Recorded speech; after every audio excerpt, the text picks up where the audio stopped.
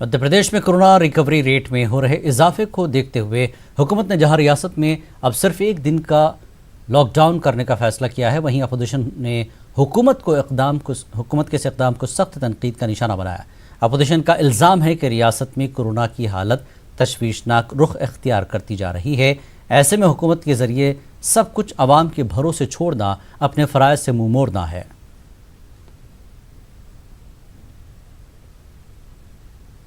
गृह विभाग संभवतः आज निर्देश जारी करेगा। वो शनिवार और इतवार 2 दिन का भोपाल सहित जहां भी लॉकडाउन था उसे अब इतवार का कर दिया है, सिर्फ संडे का।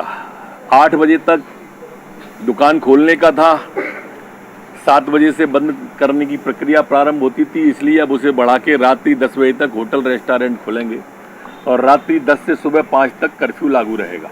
मध्य प्रदेश की स्वास्थ्य सेवाएं पूरी तरह से चरमरा गई हैं और जो भोपाल शहर है वो अलार्मिंग परिस्थिति में पहुंच गया है।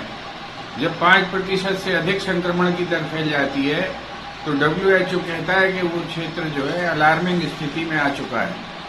आज जो स्थिति है वो ये है कि मध्य प्रदेश के एक अस्पताल में बिस्तर के ऊपर शव पड़ा रहा और तब पता चला कि ये डेड बॉडी है, जब उसमें कीड़े पड़ के बदबू फैलने लग गई।